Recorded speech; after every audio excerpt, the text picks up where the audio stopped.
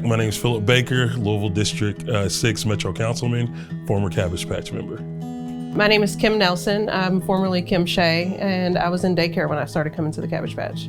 So I was a member with the Cabbage Patch between the ages of about 14 to 18. My family has a long history at the Cabbage Patch. When I started in the daycare, my grandmother was actually the cook in the daycare. And then when I got old enough to go to recreation, my mom was working in recreation. What are your strongest memories that you had there? It was definitely a community. These were my people. So when we went to school, we had friends and things like that at school, but it was tough out there. And so coming to the Cabbage Patch was my family. And, we looked forward to supporting each other every day. When I was a kid, I didn't know what I wanted from the patch, but the patch knew what I needed. And that was to have, a group of people that were our parents and aunts and uncles and the staff members, and to, provide us with lots of different experiences that, I know that people in my life now never went camping, never went fishing, never went canoeing, and I know how to do all these things because of the Cabbage Patch. So I don't think that I necessarily knew what I needed from the patch or what I wanted from the patch, but it was always there to give us what we needed. Why was going to the patch so valuable to you? The Cabbage Patch was so valuable to me more than anybody would ever know. 14 to 18, that's a real tricky time, no matter how, and my parents were great, but you're still trying to find yourself and trying to figure out just life and what type of man I'm going to be, right? And Cabbage Patch kind of laid the foundation to that, especially when you're in an environment when your parents are not there, right? And so one of the things that it did was it always taught me character. Always think about making sure my next was better than my now. That was one of the sayings that an adult told me then. No matter what the situation I was going through right now, that as long as I picked myself up and made sure the next decision that I made was better. And so I kind of carry that with me my entire life. What do you want the community to know about the value of the patch? The biggest value, or what I would like someone to know, is just the impact that people who matriculate this space have on people. You never know when you're reaching your finger in that water and that ripple that goes out, where it turns out. And that's how you get a Philip Baker, right? At that time, I was just a snotty-nosed kid.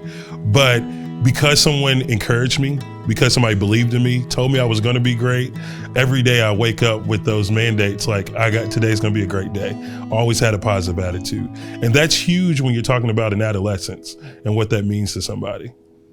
As a college scholar yourself, how important was the Patch's program to your particular journey? Yeah, there were a lot of us at the Cabbage Patch that maybe weren't as privileged as some of the people that we were around at school, or even at our part-time jobs, or just out in the rest of the world.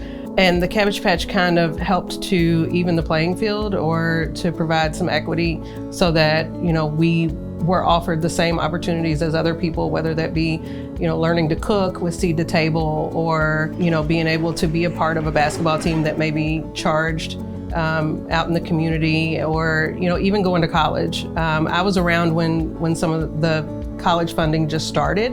And so I got to see, some people actually start going to college, and when I was ready, that they provided for me as well. My school journey was a lot longer than some. I went to JCTC full-time at first, and then I realized that wasn't going to be enough. I really didn't see a way for me to get a 4-year degree. And then I came back to the patch, and Mr. Napier said, we'll do it one class at a time. And so he was there for me one class at a time. Anytime I felt like it was overwhelming or too much and maybe stopped going for a while, they were right there to encourage me to keep going. Why should people give back to the patch? When I see kids, including my own kids, when I come to pick them up at the end of the day and I see that I have to pry my little one away from the building because he's talking to a friend or he's talking to Miss Chantel at the front desk, it is really a community. And we throw this word around like community center, but it is the center of the community, right? Because you have kids that need a safe space to go, that have positive influence, who, hey, I didn't know all of math, but someone stayed and worked with me through that math. My son, there was a person here that worked with him on his football training. Things that just know someone's got your back.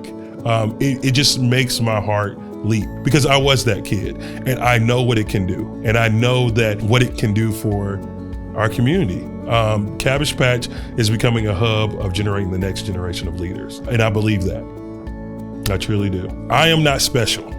I am just a person who people took time and invested in, whether it be from a donation, whether it be you came by, or a kind word. And I believe that all children in this community are the same way.